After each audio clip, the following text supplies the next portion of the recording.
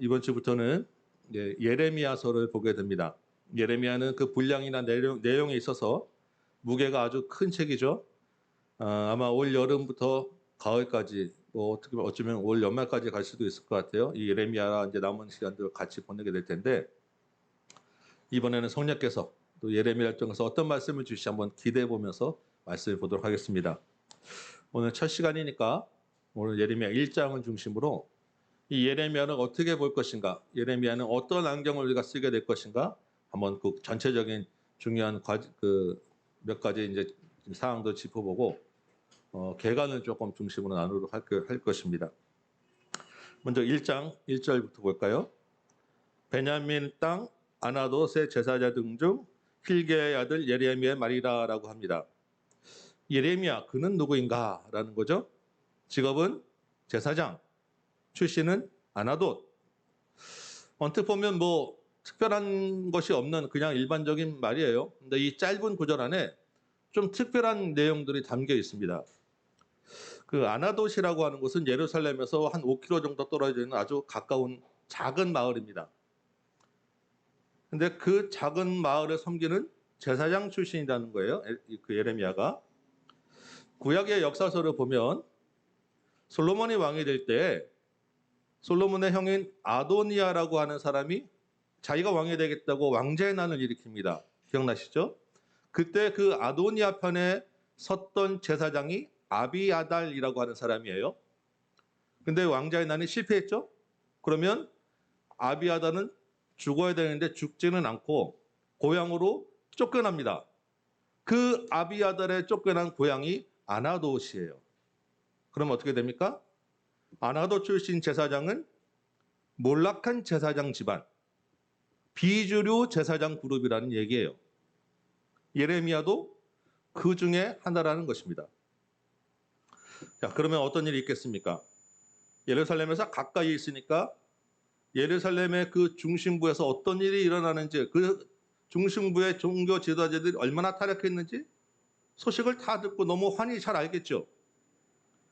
그리고 쫓겨나 있으니까 그 집안은 항상 비판적인 시각으로 볼 수 있는 그 문제가 무엇이다라고 자유롭게 보다. 왜냐하면 내가 그 타락한 그룹이 아니니까 자유롭게 지적할 수 있는 위치에 있단 말이죠. 그렇지만 예레미야가 그들에게 가서 뭔가를 전하기에는 서로 껄끄럽고 좀 부담스럽고 불편한 그런 이제 사이에 예레미야가 있는 거예요. 예레미야가 뭐라고 한다고 해서 중심에 있는 사람들도 잘 듣겠습니까?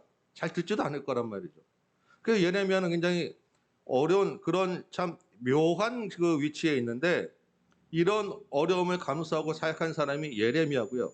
하나님의 입장에서 볼 때는 오히려 예레미야가 그 일을 하기에 적합한 사람이라는 거예요. 적임자죠. 우리 이게 볼 때 하나님이 사람을 쓰실 때 누굴 보냐? 어떤 외적인 조건이나 스펙을 보지 않는다는 거죠. 이사야나 스바냐는 왕족이었어요. 그런 귀한 사람도 있는 반면에 이렇게 비주류 몰락한 사람도 뽑아 쓰는데 하나님은 자기 일에 적합한 사람을 뽑아 쓴다는 거예요. 하나님의 계획에 맞는 사람을 찾아서 쓴다는 거죠. 우리는 어떤 사람을 볼 때 제가 어떤 화려한 스펙을 가지고 이 자리에 서 있으면 우리 목사님의 말씀은 뭔가 신빙성이 있구나라고 여러분 들 수 있을지 모르고 제가 어떤 조건이 없이 이 자리에 서 있으면 맞는 말인가 하실 수 있다는 거죠. 그런데 하나님은 그런 것이 아니라 하나님의 계획에 맞는 사람을 이 자리에 갖다 쓰신다는 것입니다. 그러면 우리는 어떻게 해야 돼요? 내가 어떤 외적인 조건과 스펙을 갖추고자 거기에 목매다는 것이 아니라 내가 하나님의 사람 계획에 하나님의 뜻에 맞는 사람인가를 돌아보는 것이 중요하다는 것입니다. 여러분들의 자녀를 보고 기대할 때도 마찬가지예요. 뭔가를 맞춰주는 조건을 위해서 목매다는 것이 아니라 하나님의 마음에 맞는 사람을 자녀로 키우기 위해서 여러분들이 기도하고 그것이 무엇인가를 찾아야 한다는 것입니다. 2절과 3절은요. 그 시대의 어떤 시대적 역사적 배경이에요. 요시야 13년부터 시드기야 왕 11년까지 곧 예루살렘이 사로잡혀 가기까지 약 한 40년 기간을 사역을 하였다라고 합니다. 이 기간 동안에 내적으로는 요시야의 종교 개혁이 있었습니다. 그렇죠? 요시야 18년에 성전에서 수리하다 책을 찾았잖아요. 예레미야가 이 종교 개혁을 지지하고 기대했는데 요시야가 너무 빨리 죽어버리는 거예요. 백성들의 마음은 돌아오지 않았다는 것을 깨닫게 됩니다. 그래서 예레미야가 이스라엘이 멸망할 수밖에 없겠구나라는 것을 사역 기간에 깨닫게 되는 거죠. 외적으로는 어떤 일이 있었습니까? 그 당시에 최초에는 강대국이 아수르였는데 아수르가 멸망하죠. 밑에 애굽도 멸망합니다. 두 나라가 누구에게? 둘 다 바벨론에게. 그런데 여기에 여호야김이라고 하는 왕이 나와요. 여호야김 4년째 갈기미스 전투라는 곳에서 이제 애굽이 바벨론에게 집니다.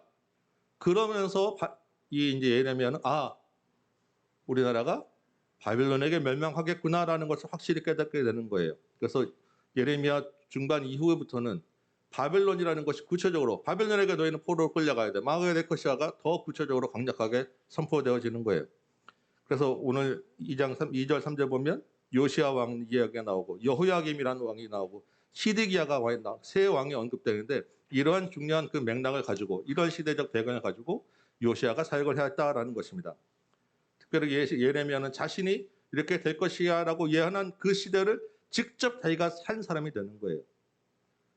여러분 그 시대적 역사적 배경이 이해되시죠? 4절에 이제 이런 배경을 가진 예레미야를 하나님이 직접 부르시는 장면입니다. 5절.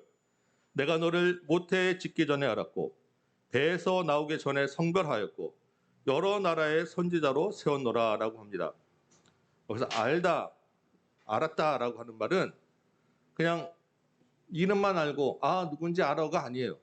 그 사람과 직접적인 아주 인격적인 관계를 맺는 깊숙한 관계에 있다는 것입니다. 성별하다라는 것은 거룩하게 구별하다라는 말이죠. 그렇게 깊이 알고 그렇게 구별하는 것이 언제부터냐? 모태 이전부터 예레미야를 부르신 것은 이 말은 전적으로 하나님이 선택했다라고 하는 말입니다. 예레미야의 후천적인 잘나고 어떤 못난 그런 조건과 관계없이 그리고 어느 날 갑자기 그냥 적극적으로 생각나서 부르신 것이 아니라 아주 오래전부터 계획하고 준비해서 이루어진 일이라는 것입니다. 뭐하게 하려고요? 예레미야를 선지자로 쓰시려고요. 선지자가 무엇입니까? 뭐 하는 사람이에요? 하나님의 말씀을 전하는 사람이죠. 하나님의 말씀을 전하게 하기 위해서 오래전부터 계획하고 준비해서 선택해서 부른 사람이 예레미야다라고 하나님의 말씀입니다. 하나님이 이렇게 예레미야를 부르셨는데 예레미야의 대답이 뭐예요? 6절 슬프도소이다. 두렵다는 것입니다. 이 말은 거절한다는 의미예요. 왜 그렇습니까? 나는 아이라 말할 줄 모릅니다. 보통 여기서 아이라고 하는 말의 히브리 말은 그 쓰임 범위가 좀 넓긴 해요. 근데 아주 어리진 않지만 보통은 청소년에서 청년 사이, 그러니까 우리 치면 한 20살 전후 정도가 되지 않을까가 일반적인 제일 많이 쓰이는 범위입니다. 아까 예레미야 출신을 말씀드렸죠. 예레미야는 자신이 어리고 부족하게 느낄 만한 충분한 이유가 있어요. 하나님의 말씀 전한다는 것이 그 시대에 또 고생스럽고 어렵다는 것도 느끼게 되었을 것입니다. 그런데 하나님은 뭐라고 하세요? 아니라는 거예요. 너는 아이라 말하지 말라. 내가 너를 누구에게 보내든지 가라. 무엇을 명령하든지 말하라. 왜 그렇겠습니까? 하나님이 세우셨기 때문이에요. 하나님이 부르셨기 때문입니다. 하나님이 일하시기 때문이에요. 예레미야 너는 가서 걱정하지 말고 가라는 데 가기만 해. 내가 하라는 말 전하기만 해. 그 일을 하도록 부름을 받았다라는 것입니다. 여러분 우리도 마찬가지예요. 이 시대와 저 여러분을 이곳에 보내시고 하나님의 말씀을 듣게 하신 것이 우연이겠습니까? 여러분 한 사람이 이 땅에 태어난다는 것이 얼마나 신비한 일입니까? 수많은 사람이 있는데 다 각각 다른 독특한 유전자적 구조를 가지고 이 땅에 태어나요. 내적으로나 외적으로나 똑같은 사람은 하나도 없습니다. 무슨 말입니까? 다 각각 하나님의 계획과 선택이 있고 그 계획과 선택을 이루어가는 과정이 우리 인생이라는 것입니다. 우리는 그 하나님의 부르심에 맞게 하나님이 하라는 것만 하면 된다는 거예요. 여러분 어떻습니까? 하실 수 있겠습니까? 하나님이 하라는 것 하실 수 있으시겠어요? 마음이 막 뛰고 그래 내가 해야지 하는 불타는 의지가 막 솟아오르십니까? 아니면 그래도 조금 부담스러운데 어려운 마음이 드시겠습니까? 제가 생각하기엔 아마도 여러분이 기쁨으로 예스라고 하기보다는 글쎄요 뭐 이런 약간 부정적인 노의 반응이 더 가깝지 않을까 생각됩니다. 왜 그럴까요? 하나님이 함께 하신다고 하지만 그래도 내가 나를 잘 알기 때문에 나의 그 유전학적 기질, 나는 내성적이에요. 나는 말 잘못해요. 현재 자신의 외적인 조건, 내가 갖춘 스펙, 거기에 내 안에 있는 나만 아는 나의 그 죄성 때문에 여러 가지 부족한 것 투성이이기에 아마 자신 있게 예스하기가 쉽지는 않으실 거예요. 그런데 하나님 분명 말씀하십니다. 이런 부족함은 문제가 되지 않는다는 거예요. 왜? 하나님이 부르셨기 때문에. 그 유전학적 기질도 하나님이 만드셨기 때문입니다. 우리 안에 있는 죄성도 하나님이 알고 계시기 때문이에요. 그래서 하나님이 근원적인 해결책을 주시는 거예요. 8절입니다. 우리 8절 한번 함께 읽어볼까요?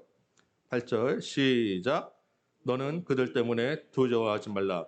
내가 너와 함께하여 너를 구원하리라. 나 여호와의 말이니라. 아멘. 임마누엘, 하나님이 함께 하신다는 것, 근원적인 해결책인 것입니다. 전적으로 하나님께 달려 있으니까 믿고 순종하기만 해라는 거예요.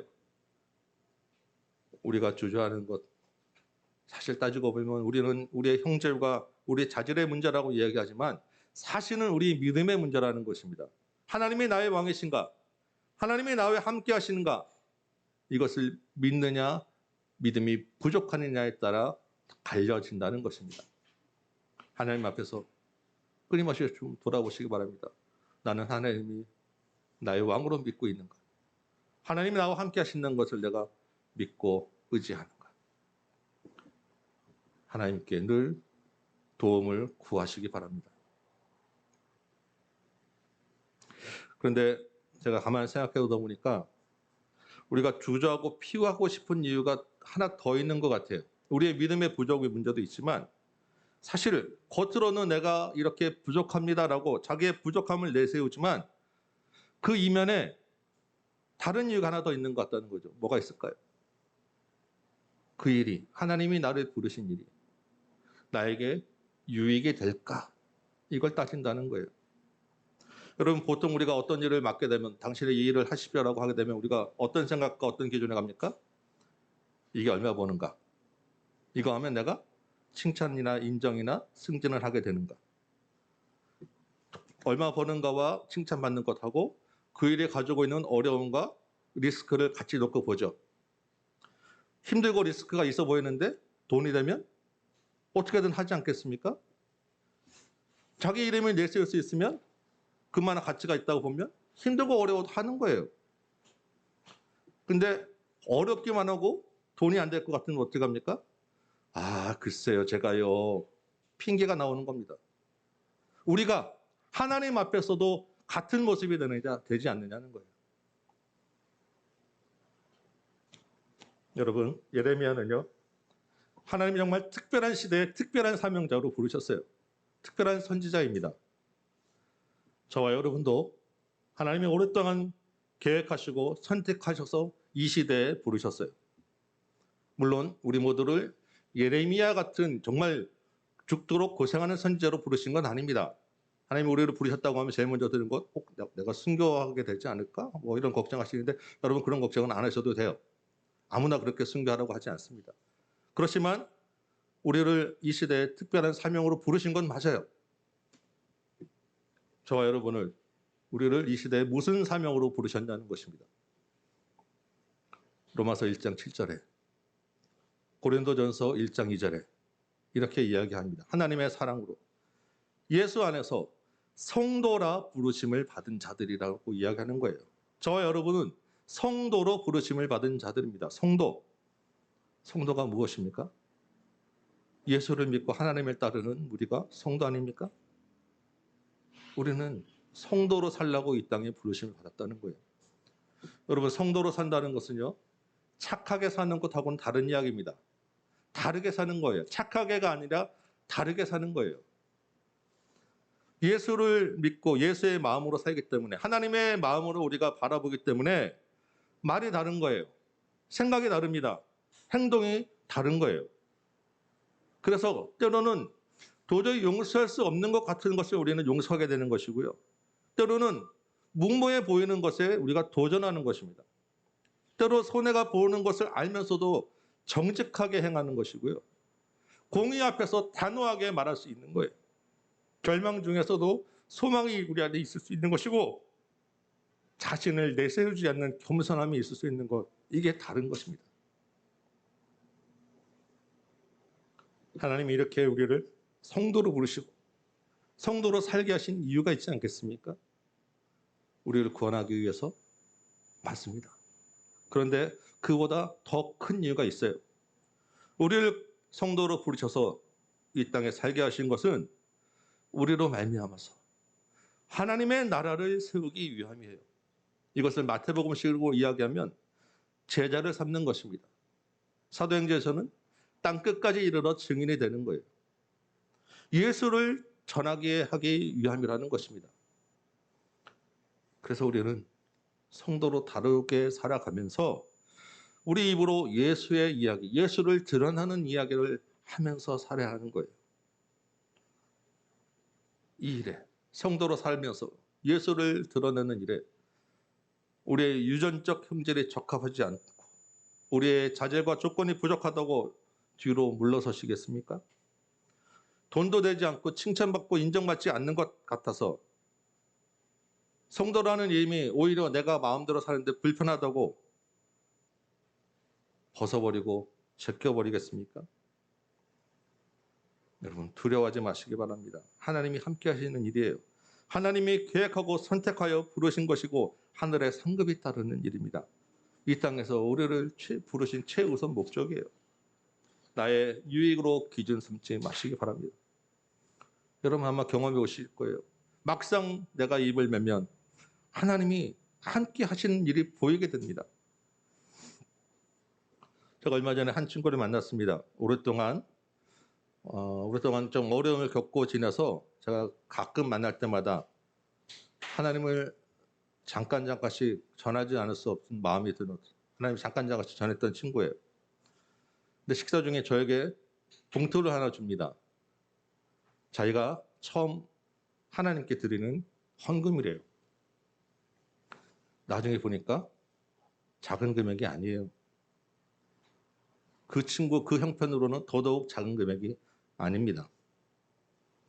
그러면서 하는 얘기가 하나님이 자기를 위해서 저와 그 아내를 오랫동안 자기 주변에 두셨다는 것을 알게 되었다는 거예요. 요즘 몇 달째 성경을 쭉 읽으면서 성경을 배우고 있더라고요. 저는 그저 만나서 안타까운 마음에 하나님을 잠깐 전했을 뿐인데 하나님이 때에 맞게 열매를 맺으시더라고요. 그런데 여러분 그 시간이 얼마나 된 줄 아세요? 10년이 훨씬 넘는 시간이에요. 하나님이 그 오랜 시간에 옆에서 두면서 저 듣게 하시고 쌓아가시다가 열매를 거두시더라는 거예요. 우리를 성도로 부르시고 제자 삼는 사명 주신 분은 하나님이십니다. 그리고 그렇게 일하시는 분도 하나님이신 거예요. 믿음으로 순종하는 저와 여러분 되시기 바랍니다. 9절 볼까요? 하나님의 손을 내밀어서 예레미야 입에 대시며 하나님의 말씀을 그 입에 주십니다. 예레미야가 전한 말씀을 주시는 거예요. 10절. 예레미야 사역의 정말 핵심이 되는 주자가 되는 말씀이니까 우리 한번 읽어보겠습니다. 10절 말씀 시작. 보라, 내가 오늘 너를 여러 나라와 여러 왕국 위에 세워 내가 그것들을 뽑고 파괴하며 파멸하고 넘어뜨리며 건설하고 심게 하였느니라 하시니라. 아멘. 하나님이 예레미야를 세우셨습니다. 뭐하게 하시려고요? 뽑고 파괴하며 파멸하며 넘어뜨리려고 네 가지 부정적인 의미의 말을 반복해서 강조하고 있습니다. 이 말은 하나님이 완전히 제거해 버린다는 말이 있겠죠. 다 완전히 싹 없애버린 다음에 그 위에 뭐 한다고요? 건설하고 심는다. 여러분, 재개발을 하려면 기존에 있는 오래되고 낡은 건물은 완전히 다 부수어버리고 기초부터 새로 다시 파야 되지 않겠습니까? 하나님의 나라, 새로운 하나님의 나라는 기존의 나라를 다 갈아엎어야 세울 수 있다는 거예요. 예레미야가 전한 말씀, 예레미야 사역의 주제가 바로 이것이라고 하는 것입니다. 뽑아서 제거하고 새로 심겠다. 그러면 무엇을 뽑고 누구를 뽑아내야 합니까? 기존의 하나님을 따르지 않고 배역하는 이스라엘을, 자기의 조국, 자기 민족을 뽑고 제거해 버린다는 것입니다. 그리고 새로 건설하고 새로 세우는 것은 새로운 이스라엘, 새로운 하나님의 나라를 세우겠다. 이게 예레미야의 주제예요. 여러분, 그 이스라엘 민족에게는요, 그 이스라엘 민족이 가지고 있는 아주 그 특별한 그 사상, 그들만의 사상이 있어, 생각이 있습니다. 그 이스라엘이라고 하는 민족을 지탱하는 큰 두 가지 기둥이 있는 거예요. 여러분, 이스라엘 백성들이 자신들을 뭐라고 부릅니까? 선민, 택한 백성이라고 하죠. 하나님의 택한 백성이라고 자기들 스스로 생각하기 때문에 이스라엘은 아무리 자기들이 우상을 섬겨도요, 하나님을 버리지 않아요. 하나님하고 우상 같이 가는 거예요. 그냥 왔다 갔다 합니다. 그 이스라엘의 선민 사상을 지탱하는 그 중심에 뭐가 있냐면 성전이라는 것이 성전. 성전은 뭐 하는 곳입니까? 하나님이 임재하는 곳. 자기들은 택한 백성입니다. 하나님이 그 택한 백성을 상징하는 성전을 자꾸 그거에 두시기 때문에 성전은 절대 무너지지 않는다. 성전이 무너지지 않으면 자기들도 망하지 않는다. 이게 그 머릿속에 확실하게 박혀있는 아주 중심되는 성전 사상이에요. 두 번째, 이스라엘의 초대 왕은 사울입니다. 그렇지만 실제 이스라엘이라고 하는 왕국을 세운 사람은 다윗이에요. 하나님이 다윗에게 특별한 약속을 주셨죠. 내 후손이 왕위에서 끊어지지 않을 거야. 다윗의 후손이 왕위에 있는 한 이 나라는 망하지 않는다라는 것입니다. 다윗의 후손이 끊어지지 않을 거야. 그래서 남쪽 유다는, 북쪽 이스라엘은 진작 다윗과 멀어졌지만, 그래서 망했지만 남쪽 유다는 다윗의 후손이 계속 왕으로 내려오면서 자기들이 망하지 않을 것이다라고 자기들 굳게 믿는 거예요. 하나님이 예레미야를 통해서 이 성전과 다윗 언약이라고 하는 두 개의 기둥을 뽑아내신다는 것입니다. 이게 예레미야 본문에 계속 나오는 거예요. 그 뽑아낸 세 자리에 새로운 성전, 새로운 언약을 주시겠다라는 것이 예레미야라는 거예요. 여러분, 이 말씀을 보면 한번 또 생각해 보시기 바랍니다. 우리 안에 오랫동안 가지고 있는 것, 뽑아 버려야 될 것, 버려야 될 가치관이 혹시 여러분 있으십니까?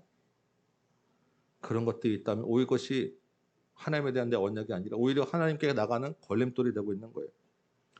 여기 모태신앙 있으시죠? 3대, 4대쯤 있는 집안 출신 있으세요? 제가 그런 사람입니다. 그런데 하나님의 백성의 조건은 관계없다는 거예요. 모태신앙이 아니라는 것입니다. 목사, 장로, 집사, 타이틀, 하나님 앞에서 보장되는 조건이 아니라는 것입니다. 성경을 백독했다, 내가 헌금과 11조하고 주의 성수했다, 구제와 선교 활동 열심히 했다, 하나님 앞에서 하나님의 구원의 조건, 하나님 백성의 조건은 아니라는 것입니다. 내가 어디 가서 누구한테 기도받았더니 너는 구원받았다라고 하는 말을 들었다? 정말로 뽑아버려야 될 아주 위험한 생각입니다. 우리에 있는 것들 다 뽑아버리시고 새 성전, 새 언약을 심어야 돼요. 새 성전, 새 언약이 무엇입니까? 새 성전, 예수 그리스도. 새 언약, 예수 그리스도. 예수님입니다.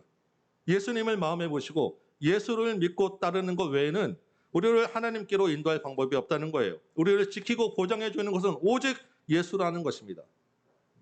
매 시간마다 말씀드리기 때문에 더 길게 말씀드리지 않을게요. 오직 예수를 여러분의 왕으로 모시기 바랍니다. 예수를 의지하는 삶 사시기 바래요.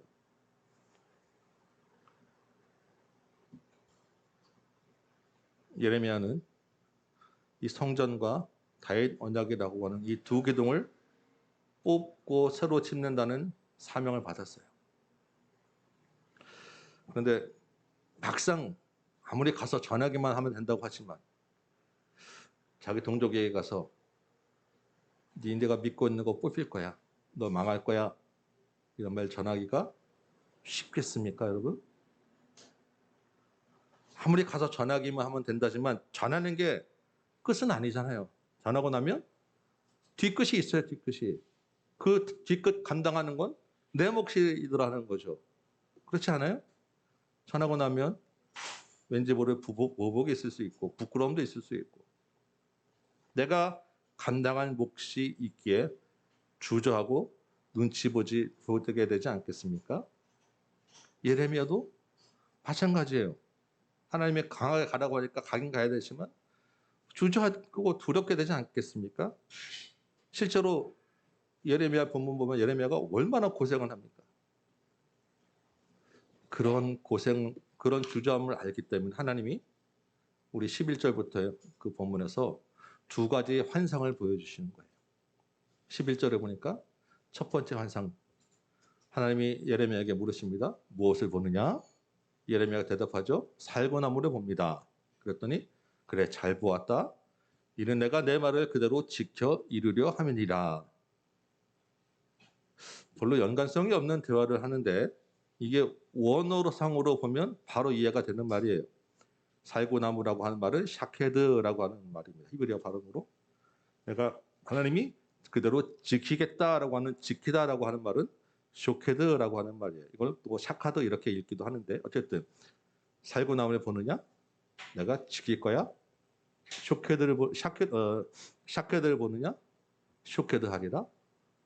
바로 이해 딱 들어오지 않아요? 이걸 뭐라고 합니까? 아재 개그라고 하는 거예요. 하나님이 아재 개그의 달인인데 여러분 제가 아재 개그 하더라도 좀 하나님의 말씀이구나 이해하시면 되겠습니다. 이거 언어 유희라고 해요. 말놀이. 근데 굉장히 많은 부분에 성경에 그런 언어 유희가 있어요. 샤케드를 보느냐 쇼케드 하리라. 하나님이 그대로 이루신 말을 지키신다라는 것입니다. 13절에 보니까 또 하나 뭘 보느냐고 물어보시죠. 이쪽에 이반에는 끓는 가마가 있어요. 근데 그 윗면이 북에서부터 기울어진다는 거예요. 그러면 북쪽에서부터 그 끓는 가마 안에 있는 펄펄 끓는 것들이 쏟아져 내리겠죠. 어디로? 남쪽으로. 이스라엘은 남쪽이에요. 북쪽에 누가 있습니까? 바벨론. 바벨론부터 이스라엘이 망하게 될 것이구나라는 것을 예레미야가 확실하게 깨닫는 것입니다. 이 두 환상은 하나님의 말씀이 반드시 이루어질 거라시는 확신을 주는 그런 약속의 말씀, 환상을 주신 거예요. 혹시 하나님이 여러분에게도 주신 약속과 어떤 확신이 있으세요? 꿈에 또는 비전 속에, 마음속에, 기도 속에 혹시 여러분 속에 어떤 확신을 주셨다고 하면 그것을 굳게 믿으시기 바랍니다. 굳게 잡으시면 좋을 것 같아요. 그런데 어떤 약속과 어떤 확신을 주셨느냐는 따져볼 필요가 있을 것 같아요. 여러분 자녀가 좋은 대학 갈 거야. 좋은 직장 가질 거야. 사업이 이번엔 잘 될 것 같아. 이번에는 아파트가 장만될 것 같아. 혹시 여러분 기도 가운데 그런 마음이 확신이 드셨다고 하신다면 그것이 하나님과 나와의 쌍방의 약속인지 나 혼자 일방의 기대인지 한번 구분해 보실 필요가 있다는 것입니다. 하나님과 우리 사이에 분명히 하나님이 하신 약속은요. 예수를 믿는 자를 사랑하신다는 것. 예수를 믿는 자를 구원하신다는 것. 예수가 다시 오셔서 심판의 날, 구원의 날이 있다는 거예요. 여러분 이 약속을 여러분 굳게 믿으시기 바랍니다. 여러분 우리에게 주는 모든 환상과 약속은 이 약속에 관계된 것들이에요. 하나님 앞에서 이 약속 굳게 믿고 소망을 가지시기 바랍니다. 17절 보겠습니다. 예레미야에게 허를 동이고 일어나서 하나님의 명령을 전하라고 하죠. 두려워하지 말라고 합니다. 온 땅과 백성들 앞에서 왕 앞에서 견고한 성읍, 쇠기둥, 녹성벽 되게 하겠다고 하십니다. 그들이 치더라도 이기지는 못하게 하시고 구원해 주신다고 하시죠. 예레미야에게 주시는 축복의 말씀 같습니까, 여러분? 구원해 주신다는 말씀은 분명 맞는데 무지하게 고생한다는 얘기예요. 죽도록 고생하는데 죽지는 않을 거야 라는 말입니다. 여러분, 하나님이 예레미야를 부르셨어요. 하나님이 예레미야를 세우셨습니다. 예레미야라고 하는 말이 하나님이 세우신다라는 말이에요. 하나님이 높이신다라고 하는 말입니다. 하나님이 세우다, 하나님이 높이신다가 예레미야입니다. 그 말대로 하나님이 지금 예레미야를 부르시고 세우는 장면이에요. 하나님이 높이신다고 하면 우리가 기대하는 바는 하나님의 축복의 말씀. 높이신다고 할 때 보장되는 어떤 상급과 축복이 기대가 되는데 하나님은 지금 하나님 높이신다고 하나님이 세우신다고 하면서 죽도록 고생하는데 죽지 않을 거야라고 말씀하시는 거예요. 하나님이 높이시는 게 우리 기대하고 완전히 정반대라는 것입니다. 여러분, 이런 하나님의 높임, 이런 세움 받고 싶으세요?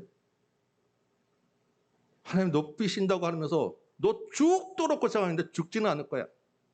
40년 동안. 여러분, 그런 하나님의 높임 받고 싶으십니까?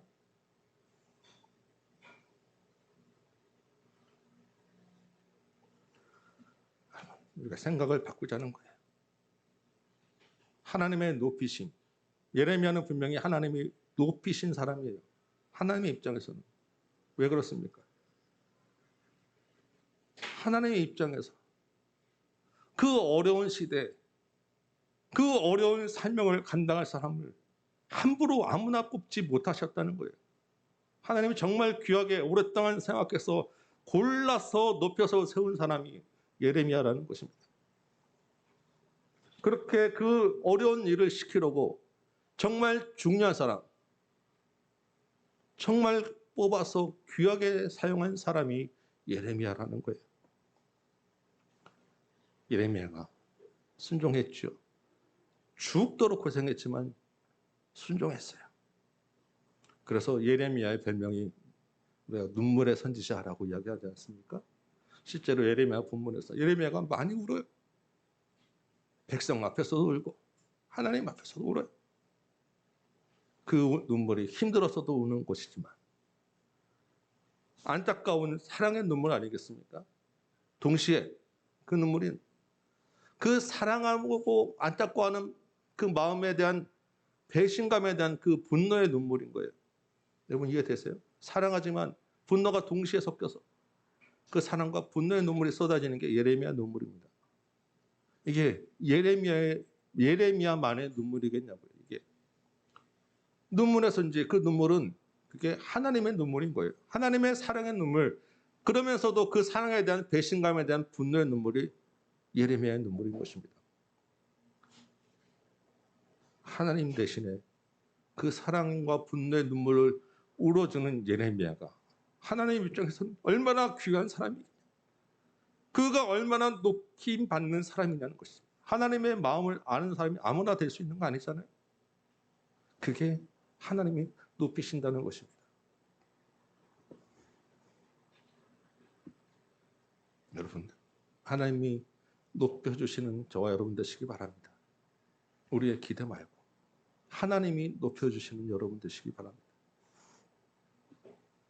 오늘 말씀을 맺겠습니다. 예레미야를 선택하고 부르신 하나님이 저와 여러분을 구별하여서 오래전부터 선택하셔서 성도로 부르셨습니다. 하나님 나라를 위하여 제자 삼게 하기 위하여 부르신 것입니다. 그 부르심에는요, 우리의 조건을 보신 게 아니에요. 하나님이 선택하신 것입니다. 그리고 하나님이 일하실 거예요. 우리 안에 있는 예수 그리스도를 통하여 이루어 가실 것입니다. 우리는 우리 안에 있는 뽑을 꽃 뽑고 우리 안에 예수를 심겨지게 될 거예요. 그 예수를 믿고 의지하며 우리 입을 벌려서 예수를 전하기만 하면 되는 것입니다. 그런데 막상 현실 속에서 예수를 전하는 것이 쉽지는 않으시죠? 우리의 이익과 반대가 될 수도 있고 우리가 고생할 수도 있어요. 그러나 두려워하지 마시기 바랍니다. 하나님이 부르신 자들과 함께 하신다고 분명히 약속하셨어요. 그 부르신 자들을 높여주신다고, 순종하는 자들을 높여주신다고 약속하셨어요. 여러분, 이 한 주간 가운데 이 소망과 이 확신으로 승리하는 여러분 되시기 바랍니다. 코로나로 위축되지 마시고 거룩한 성도, 하나님의 말씀을 살아내는 성도,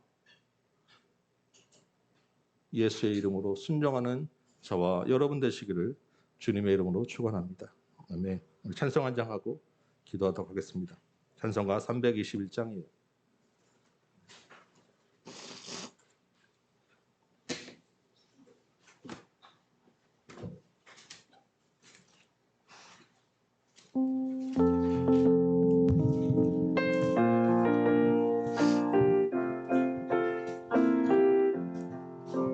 날 대속하신 예수께 내 생명 모르리니 그 진실하게 하소서. 내 구주 예수여, 나 구주 위에 살리라. 내 기쁨 한량 없으리. 내 갈 길 인도하소서.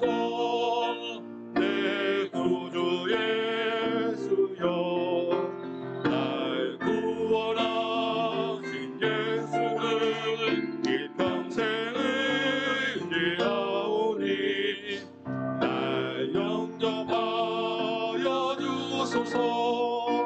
내 구주 예수여, 나 구주 위에 살리라. 내 기쁨 한량 없으리. 갈 길 인도하소서.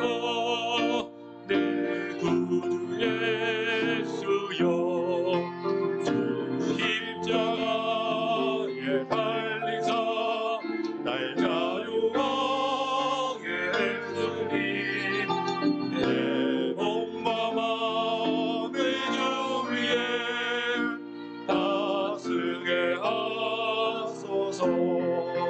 나 구주 위에 살리라. 내 기쁨 한량 없으리. 내 갈 길 인도하소서. 내 구주 예수여.